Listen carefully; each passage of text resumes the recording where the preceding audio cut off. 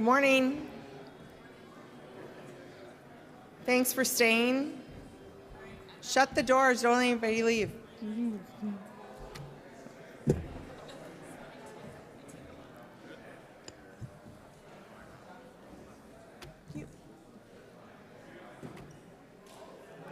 I need Nick. Pastor Nick. Okay.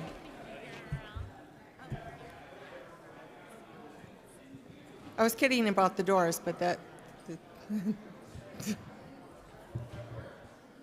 All right.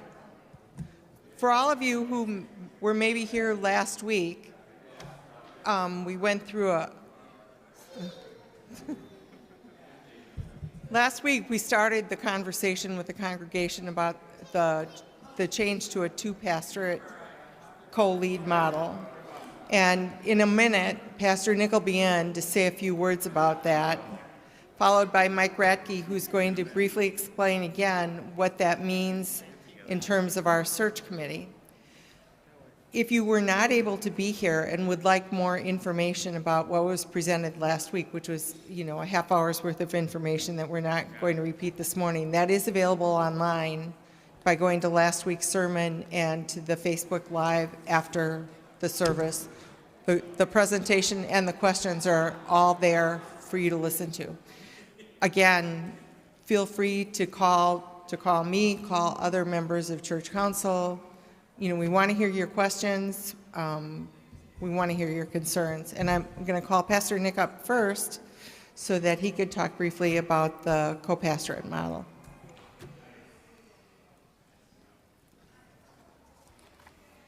Yeah, so co-pastorate. I've never been a co-pastor, so this is sort of a new experience. But one thing we've been working on is sort of looking at a job description for a co-pastor model. So I think it's important to share a couple things. Co-pastors don't do every single thing together. That makes no sense, right? The church is large enough, there's enough ministries, there's enough questions where we're going to have to find ways to split up some of the work. And I think that traditionally in a more traditional pastoral model, pastors have their areas and they're kind of permanently assigned to an area.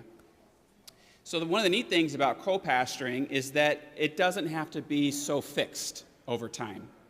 However, you have to be judicious as to how things are split up and why.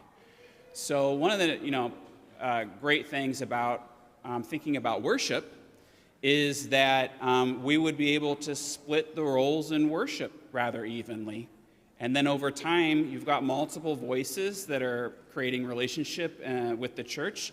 And I've always felt that no matter how great of a preacher I could ever be or however great of a preacher we could pull in, it just is not the same qualitative experience as when you have multiple voices that the church is hearing and represent the church, God's message of hope.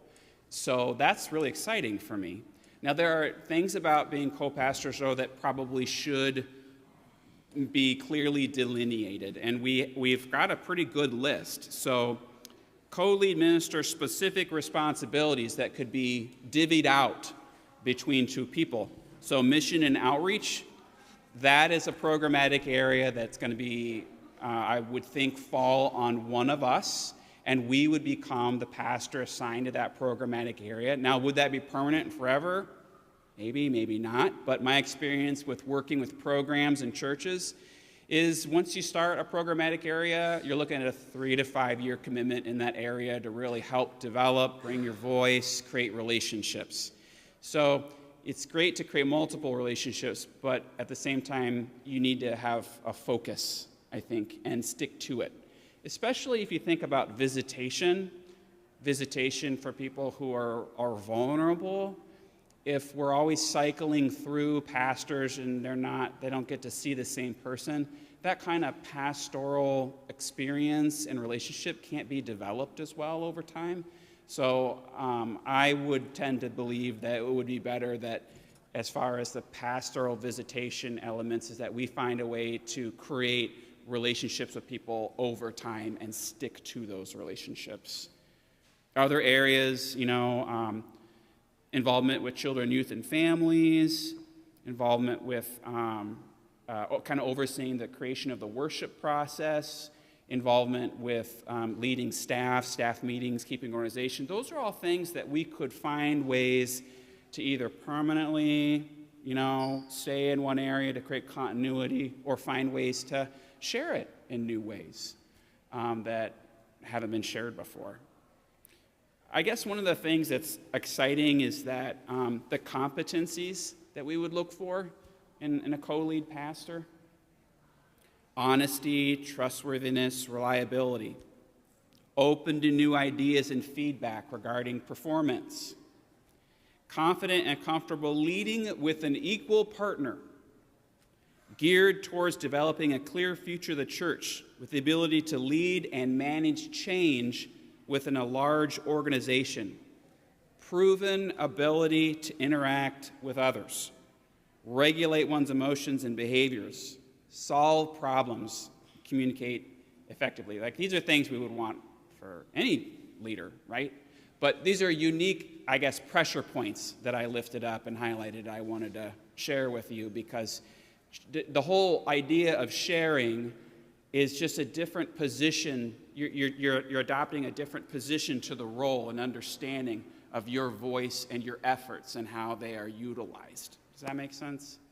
So those are some things I wanted to kind of lift up about co-lead ministers. I think it's going to be something that unfolds as candidates come forward, candidates are interviewed. The search committee and church council has already, in many ways, designated these are areas of programmatic responsibility or functions that have to happen. They're in the job description. And then the wonderful thing about this is that we can take a little time and we can think about where are our passions. Myself and another pastor, and even a director of operations, how that would look, and the other directors on staff. Where are our passions? Where are our gifts? How could those be utilized in the most effective way, knowing that there's still work of the church that simply goes on and must carry on? But where can we bring our passions and gifts most, best in a structure? And those are things that can be negotiated and discerned as we kind of develop and grow together. So one way to think about it is, like a church is like, here is the job description, period. This is what we want you to do. Okay, so it's sort of a static way to approach it. It's unchanging. Static is the right word, right? Static, unchanging, yeah. It's been a long morning. I'm going to forget my words. Another way to do it is to create, this is one job description for two people. That's what this is. So this is a chance to create a living experience in collaboration with the church and the unique ways the Spirit has called me and this person yet to be. So it's not as static, and it can be revisited, which I would think would contribute to some nimbleness long term. So, any questions that I can answer about what I know of co-pastors? I have some co-pastors. There are co-pastors that attend our church, Ralph and Carol, and I've already been in touch with them.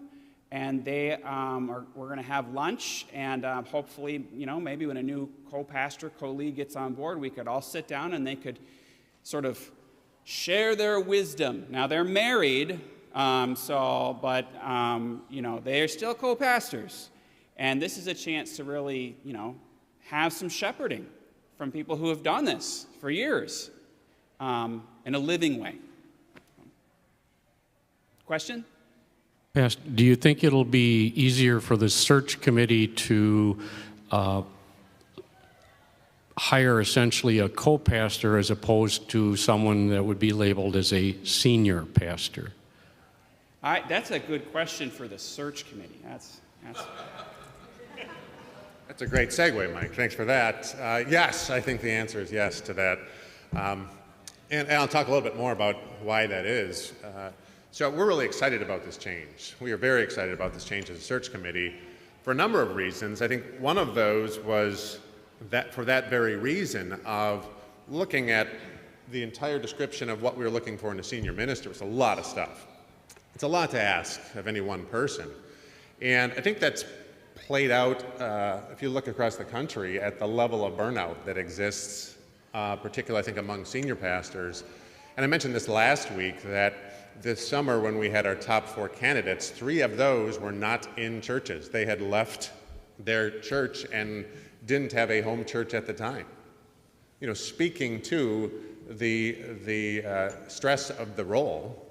So I love how this creates a condition where both we can look at the complementary skills and abilities between Nick and another minister, as well as what that creates from a respect for the people and the understanding that, hey, it is a demanding role, and that if we want our ministers to stay for a long period of time, which we do, that we need to create the conditions where their work is balanced, it's respectful, and I think the director of operations is another great addition to that, to make sure that a lot of those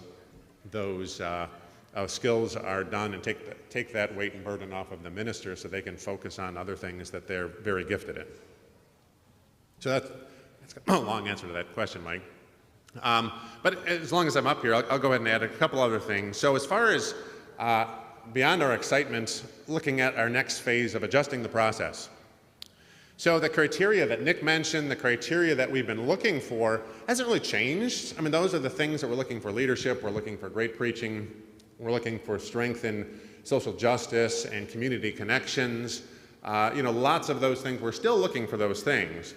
But putting even more weight, I think, in some of the things that Nick mentioned on that collaboration, the ability to really be a partner in ministry and teamwork. So those are some things that we're really looking at. And also, as far as some next steps go, we are looking at how do we include Nick more into the conversations with these candidates. So speaking then about next steps, we have another interview with a candidate this week that we're very excited about.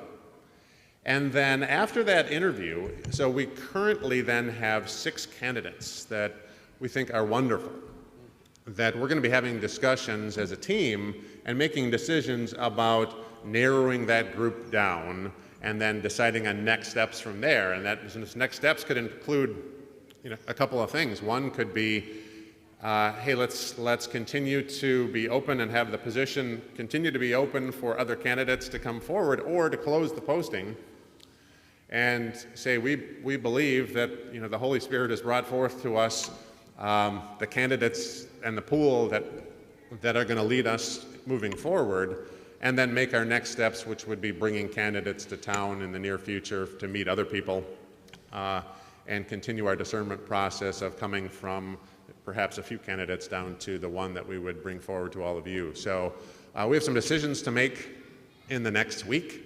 So we really ask for your prayers on those decisions that we'll be making.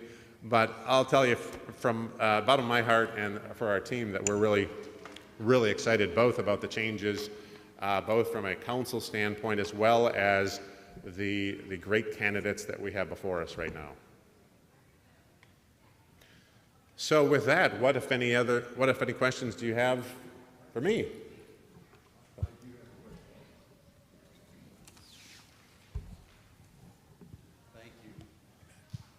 I'm a newbie and a happy octogenarian who's a lifelong Congregationalist, but I'm home finally here, and I just wrote this down so I could be brief. The church profile that you guys did so beautifully for the senior pastor search has a section that asks, describe your congregation's values and practices when it comes to conflict. And the response begins: over the last few years, our church as leadership saw the need to restructure staff roles and responsibilities. Staff leaders and leadership collaborated to resolve changes as needed. During these times, we learned better ways for staff and lay leadership to work together to solve problems and address individual and church needs. Well, that piqued my curiosity, so I'm a writer, a career writer, and I did a little research, and I went back and I found the 2016-2017 document, the search document, and it starts with the same line, but it has some additional information in it.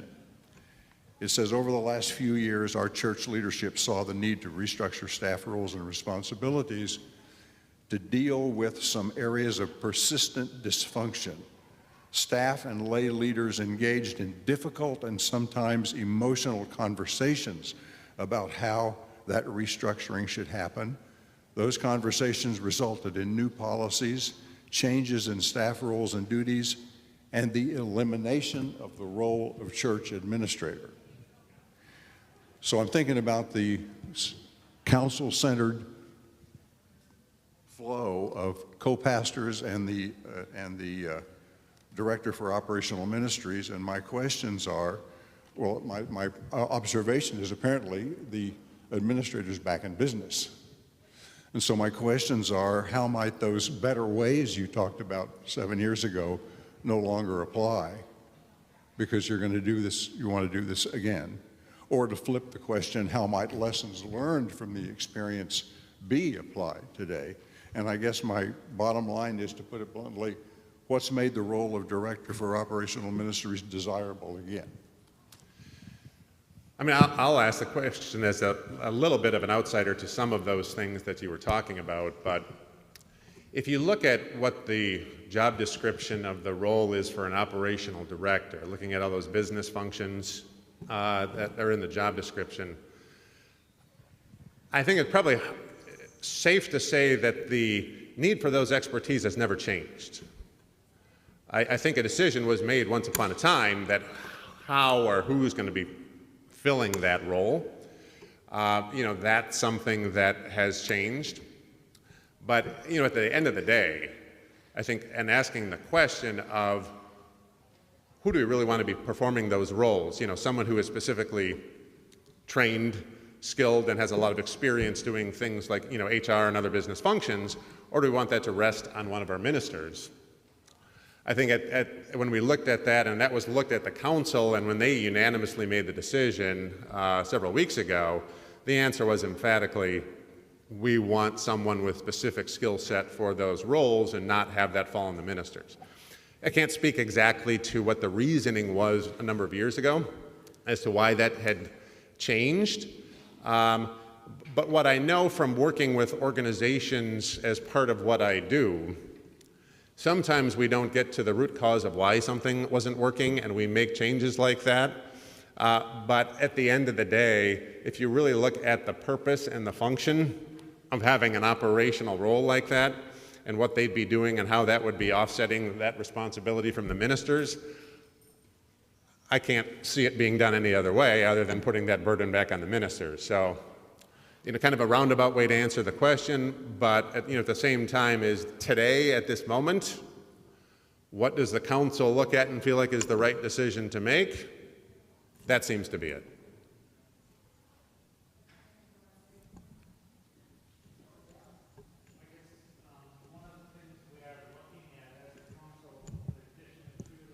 Positions. We're also looking at what I'm going to call a council advisory team that would be responsible for lack of a better word, supervision of both the co-pastors and the director of operations. So hopefully those things would help to keep us all being more collaborative as we go forward. That's the purpose.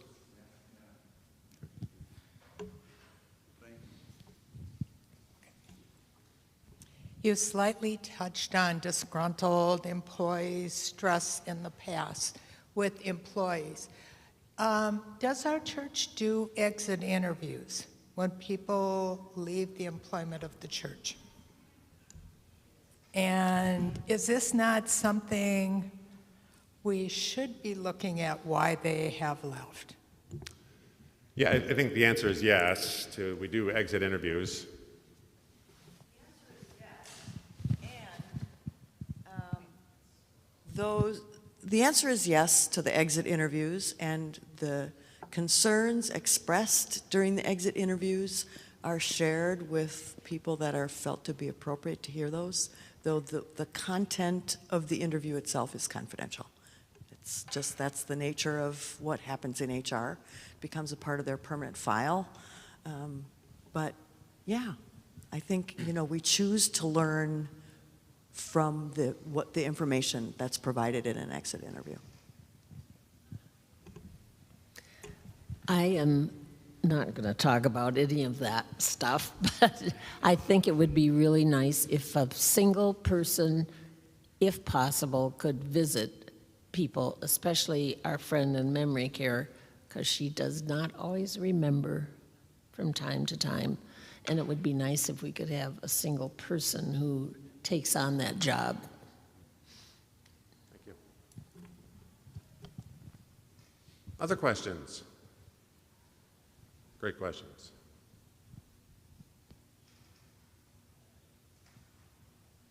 Are there any concerns that you would like to have for things that we've not thought about? Any concerns that, this is a wide open time to let us know what you're thinking and wishing for, as we piece this together. So if not now, call the church, leave a message, we'll call you back. Email, whatever you need, but please be in touch with us.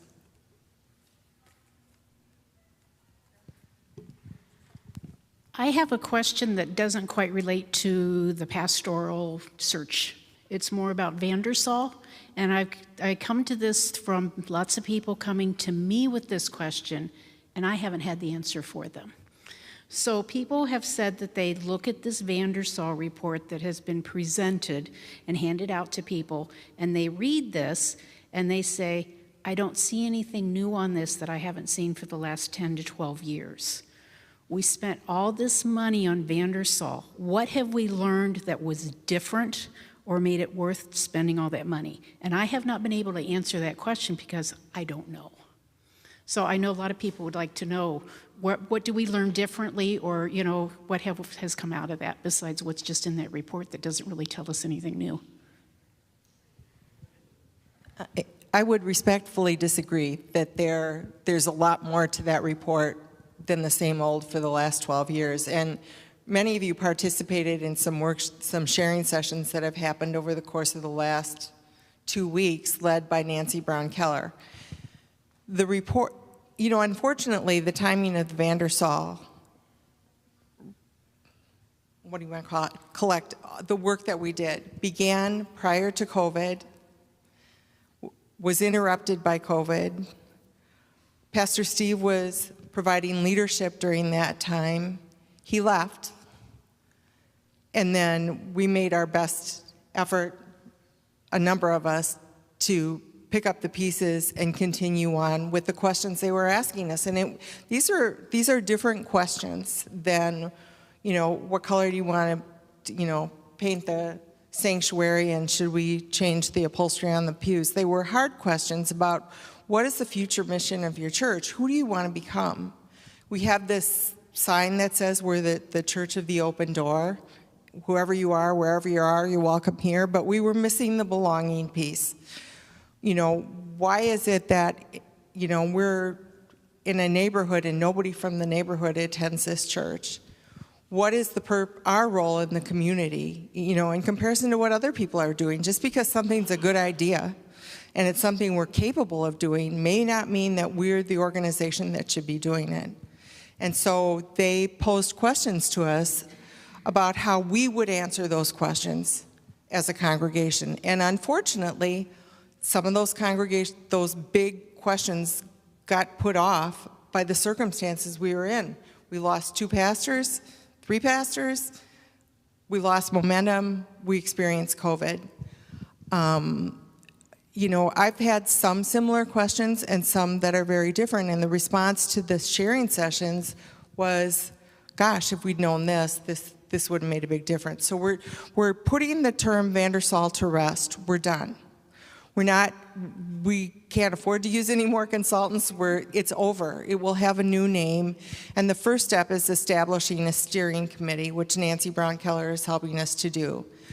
That steering committee outlines the next channels of work, and this is all an implementation phase. So part of that will be in regard to the facility. Part of it will be financial. Part of it will, have to do with mission and service. There are different areas that need to work together, and we do need one leadership team that's going to make sure that we're covering all our bases. So, we have a name in mind, that'll be unveiled, but know that the specifics are coming, and it depends upon the congregation. Y'all need to get involved. If you have a heart for this and you want it to be more than it is, now's your moment. New name coming. I'm not going to share the new name. As Okay, we you talked don't have about to do that. No. I just wanted to just speak to being co-lead pastor in this kind of situation. So this is anecdotal, but I know and have been involved with a number of large programmatic churches, and conflict that results in staffing changes or the difficulty of making large financial choices moving forward. But one of the things that we experienced was just a sequence of really challenging experiences at our church. And it's been my observation that when churches have a senior preaching pastor and that person leaves, if nothing else happens, it is a major shock to the system. Okay, if nothing else, just that one thing, it's a major shock to the system of the church because of the ways that we serve as symbols for identity and a voice to the church. So that all happened in the middle of us trying to have to deal with really weighty questions about our facility, our mission, what will this look like going forward? And naturally, it would slow things down in this traditional model. So thinking about having a co-lead pastor, now a portion of that symbolism, that continuity in relationship, stays. So instead of having that major shock to a system that spans staff, HR, worship, primary voice that people relate to, instead of having that again, what we have is an opportunity to have some more continuity. That would be my hope. And so when we think about moving forward on some of this vision work, I see this as a great opportunity to do what we can to prevent some kind of stalling out from happening again. Does that make sense? Can I end? Final question about Vandersall, hopefully. I'd like to know how much it costs the church to get them to come, because I don't know where it was listed. I must have missed it.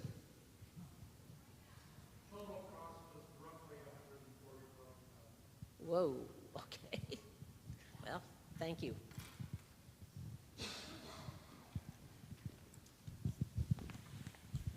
Since we have a lot of questions about Vandersall, and that's a fair question to ask, I would just mention I was on the front end of identifying consultants and ultimately Vandersall years ago at Steve's suggestion. And the purview, or what we asked of Vandersall, changed dramatically over the years. So it's natural to ask, what did we get back? Well, what we asked of them was initially just to help us look at the building. And then COVID hit and we needed some advice. And then Steve resigns and we needed advice. And what we asked of them changed quite a bit. And it's difficult now maybe to just look back and say, well, what did we get for that? Well, it was evolving and it was changing all the way through, and we were jumping through a lot of hurdles. So the only thing I would ask is, we got some really great information and great service for what we paid for with Vandersall. Just know, looking back on it, it was actually fairly complicated and involved. One more thing about that. No, just how we utilized them and what we utilized them for. It kind of started as one thing, and then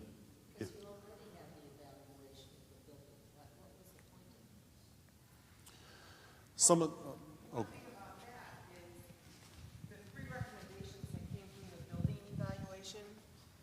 were move, which would have been considerably more expensive. What? Well, but it was a possibility. So the recommendation from the building evaluation was to move, remodel, or renovate.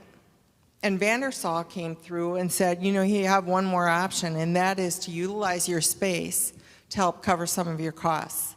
So that's where the conversation about what we would do with the building on the east end, one of their recommendations was you might look at that differently and not just have it be, a building that's used on Sunday morning, but of use to the community that might possibly provide some revenue to the congregation so we could continue to do our work and pay for some of it. So that's one example of the kind of information we got from them that was not available. I don't know much about the cost of consulting. I don't think it's inexpensive. Are we going to continue it? No, we're not, because we have the information we need. But they did a lot of interviews. They called people from this congregation. Many of you participated. They did group sessions. They came and tried to help us during the time when we were without a pastor.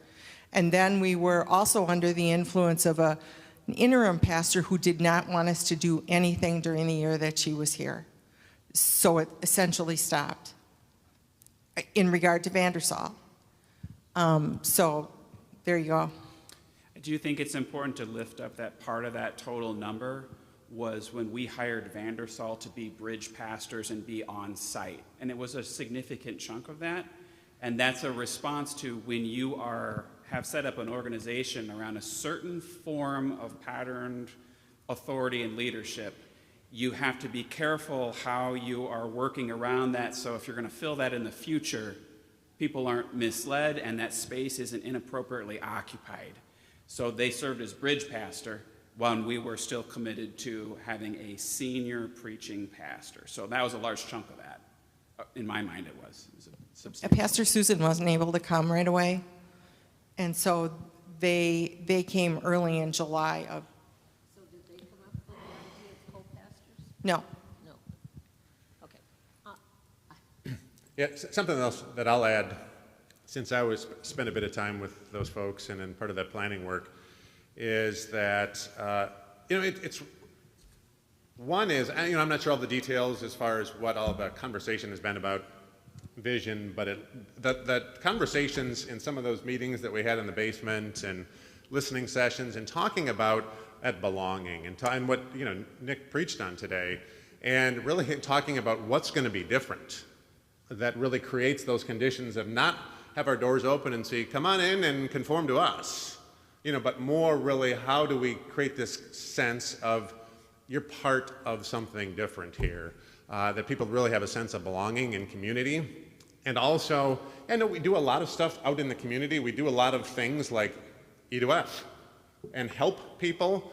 But I think what the conversations over the last year or so have been challenging us to be, let's go out and learn about our community and people who are different than us.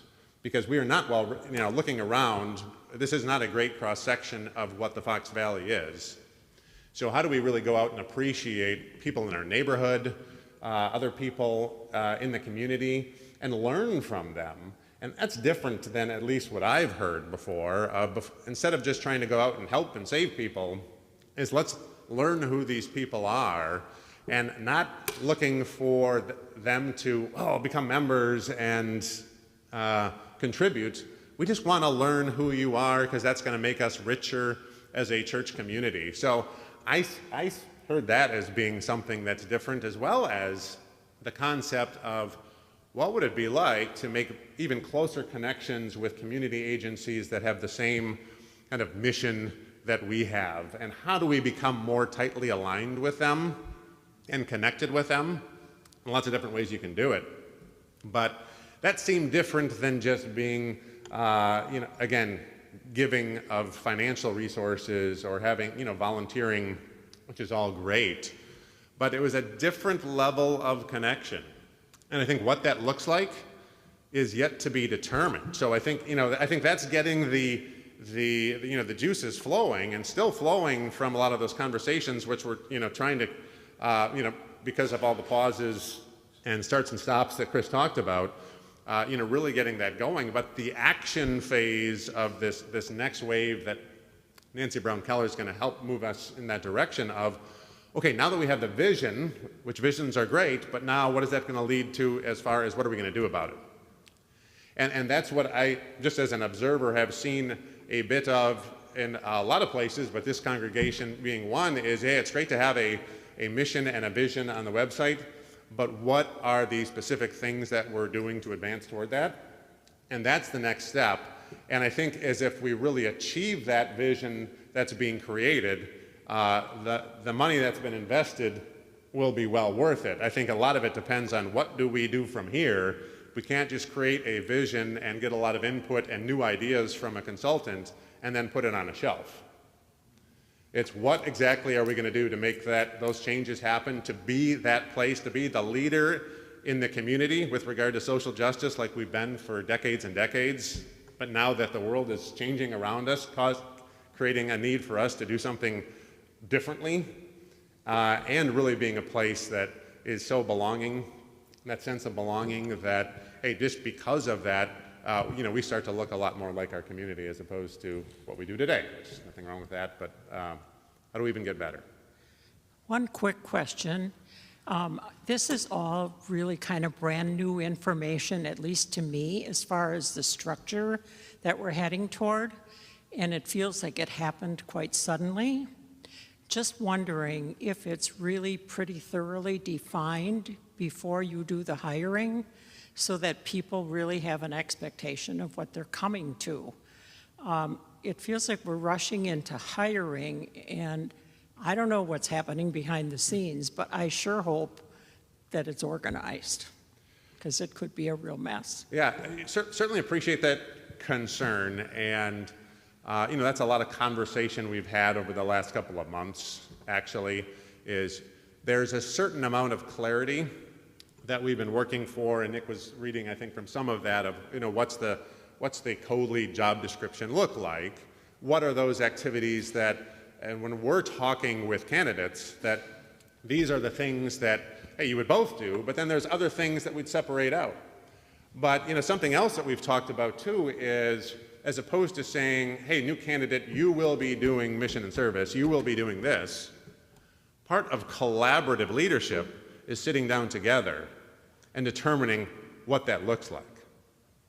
So I think it's a real opportunity for us to both identify, we know the characteristics that we want, but it's not going to be crystal clear for the candidate, hey, these are the tasks that you will be doing as the co-lead. Some of them will be clear, but some of them is part of sitting down with Nick and lay leaders and saying, these are the responsibilities that have to be divided out. Where are your strengths? Where are your passions? How does that get divided, at least for now, so that it's equitable, but at the same time focuses on passions and strengths and what we need?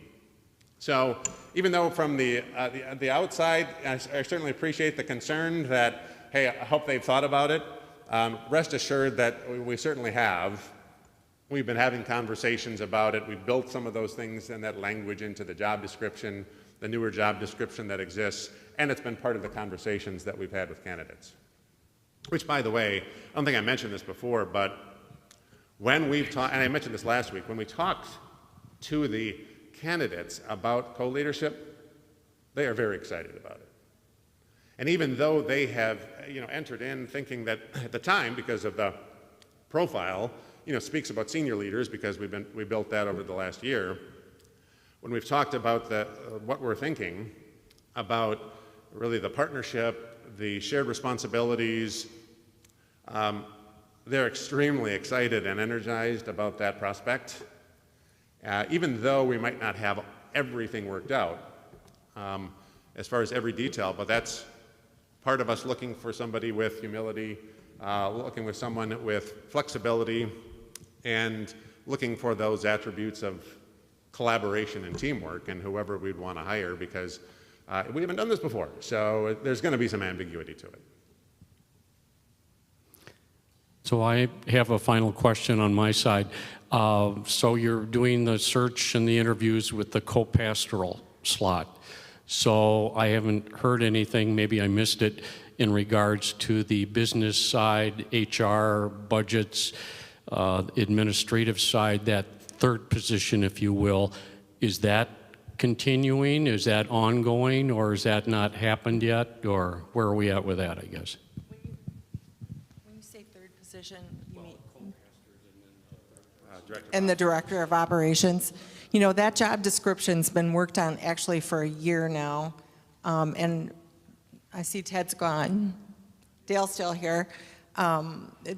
It's a big job description. If there's any problem with it at all, is that it's very big and we want to make sure it's doable.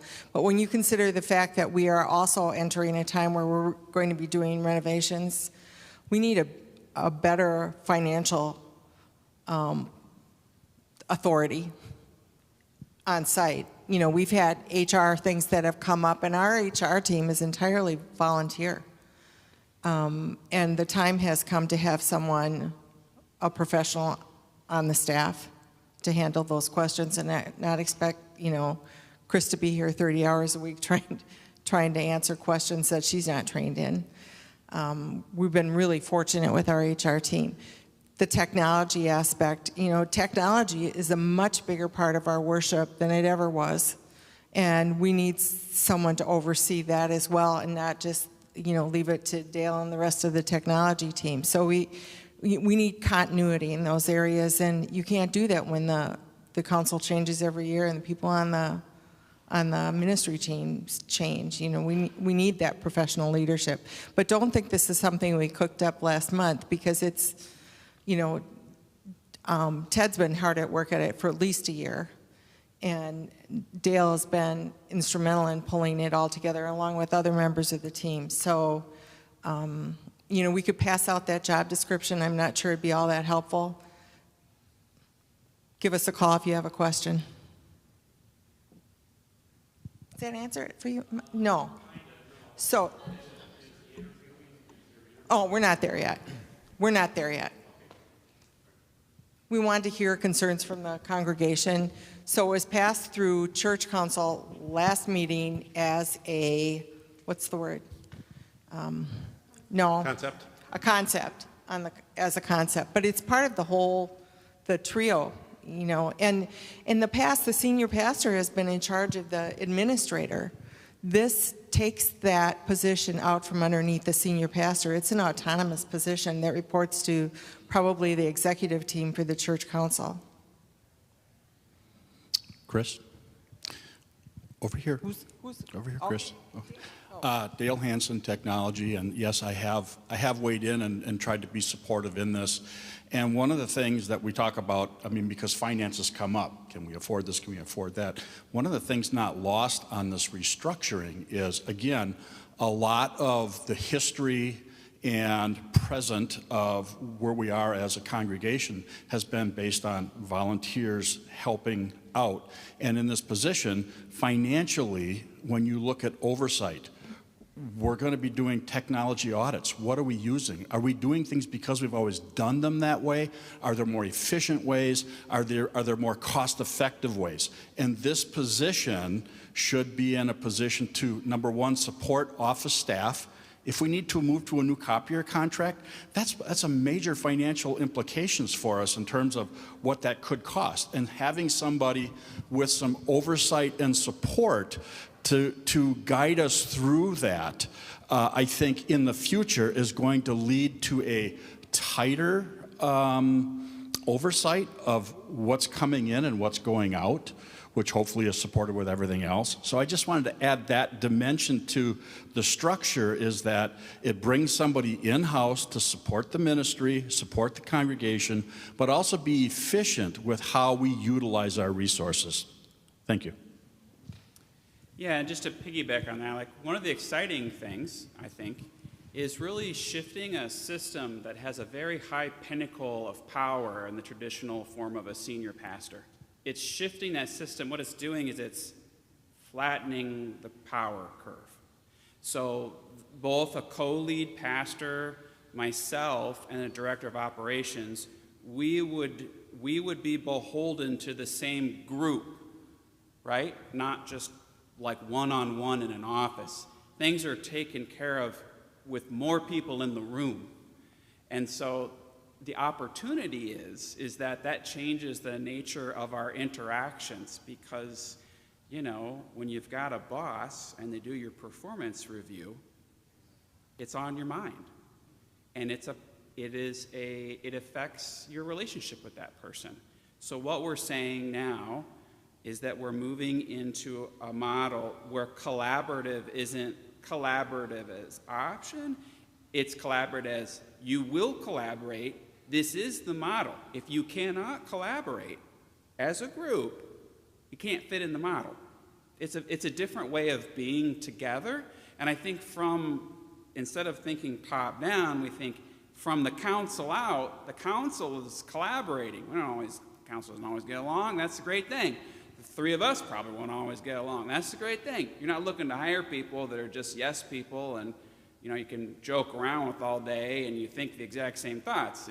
You're bringing people in that have skill sets and you can challenge each other. But there will be two pastors and this person that can work together on larger issues of the church. So, yeah. And these are issues that have been here since I was hired. The day I was hired, I started to see some of these issues about the significance of the power dynamic. And it is a model that has served institutional church so faithfully for so long. But we're going to try, or we're moving in the direction of trying something different. And that means everybody in the model has to be willing to take a risk and give up something, right? I have to give up some of my agency in a lot of different areas. And so that's why it's good to have one job description for two co-leaders, because that's going to be something we talk about. But if anyone's ever worked with me on HR, don't worry about it getting written down. This will all be written down somewhere. I'm all about writing things down. What's the agreement? We need it in writing, clearly, because I think it's important that people can meet expectations. And that's one of my hopes, is that we can meet your expectations in a new and different way. And it's going to be a challenging time. Okay. I guess I do have one more then. I'm sorry. Again, being very proactive in the co-pastoral slot with the interviewing and so on, what is the timetable for putting this business manager together as the third team member? I haven't heard that. It will come back to church council this month. Okay. So, you know, right now we're in the middle of a lot of things colliding or collaborating. But it will be on the agenda for church council this month in a completed form. There's also some work being done on the job description, and you know, as has been mentioned several times, it's a big job, and we're really going to try to look at that.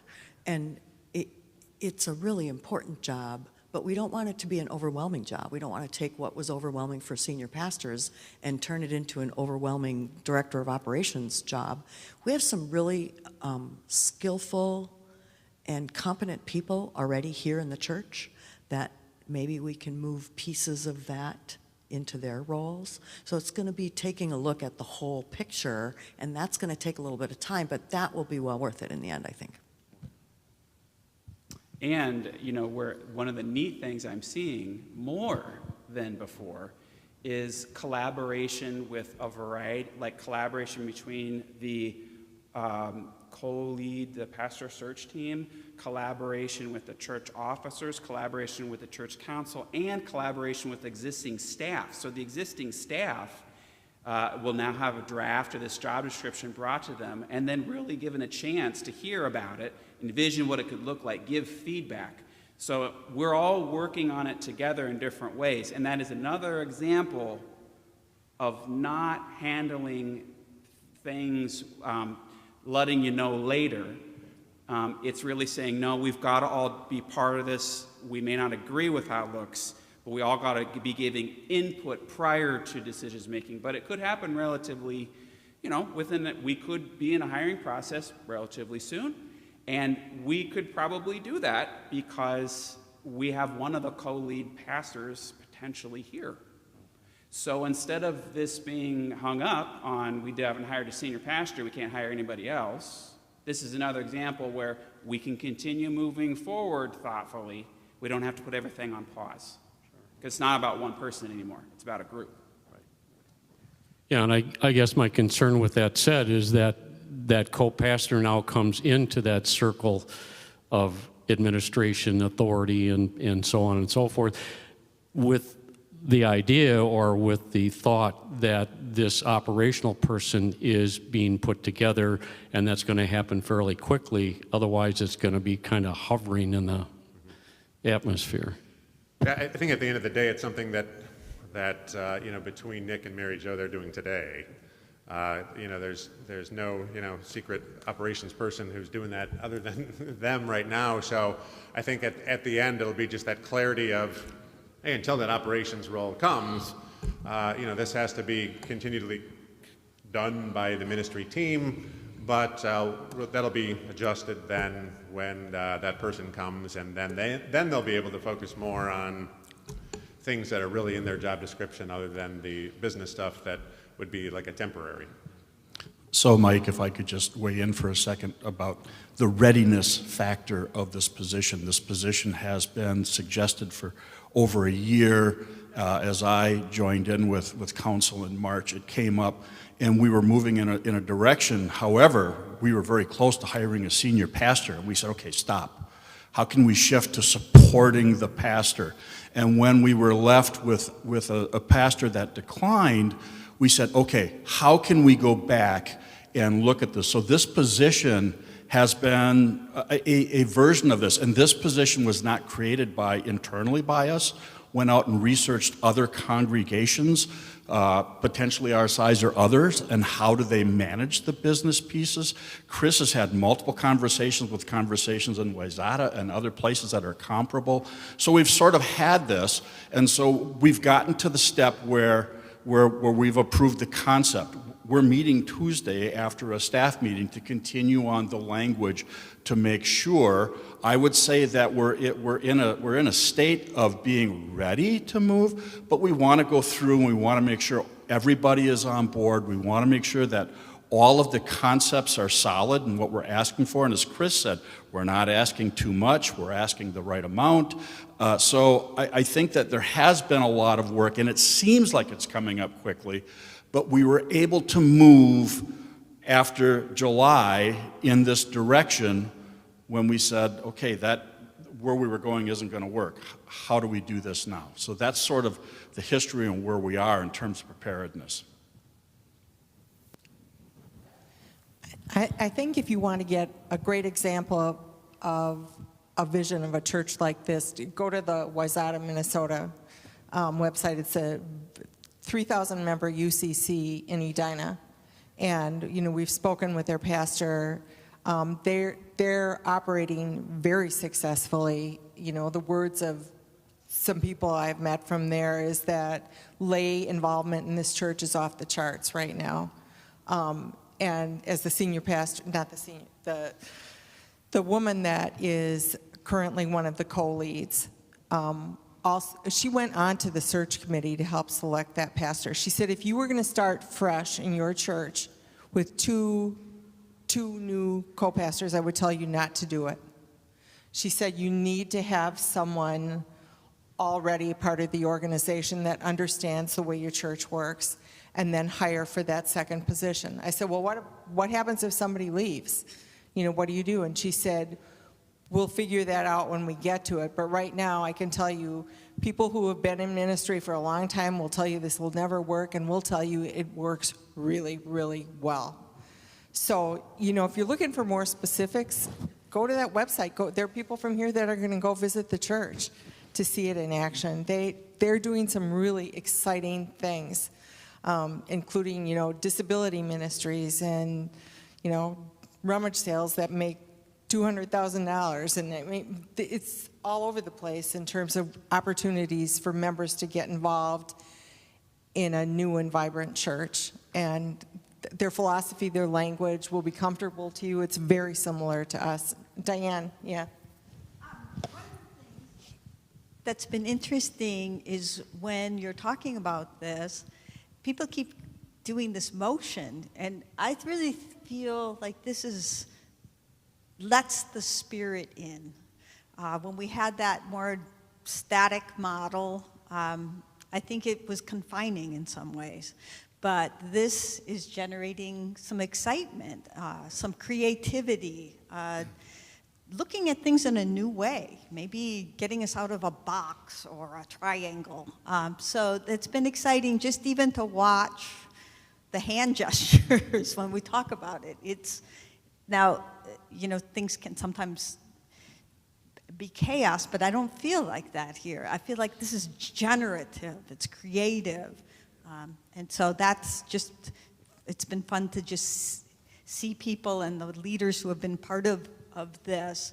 When you talk about it, your faces are engaged. So that's just an observation from the pews. I feel that, and I just want to lift up, people have been, and I've been asking for feedback about preaching, because I want to, I need feedback. I need help to know how to lead in a sermon. And this month has been like I walked in and this pressure was just not there, because I felt like there's space for me in a new way to preach in a way that is me and not somebody else. And I'm really excited for the voice that's coming and what I could learn from their voice and the way that we could have our voices together in chorus.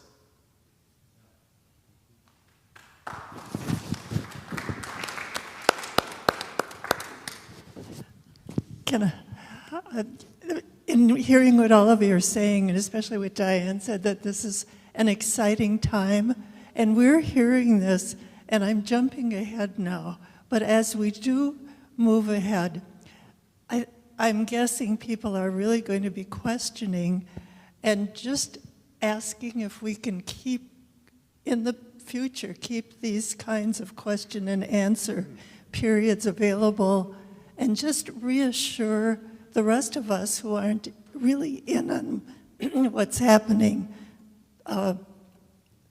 That's my request, and thanks for all that everybody's doing. Yeah, thanks for that. And I think just looking at the nonverbals from people in the room, that's something that you'd all agree that it's be of value. And I think it's value for us too in hearing your concerns, hearing your questions. Challenges our thinking as well, because we want to make sure that we're being thorough what we're doing in service of the church, and ultimately we do it for the congregation, for y'all. So appreciate the questions, appreciate the comments, appreciate the concerns. It's all great.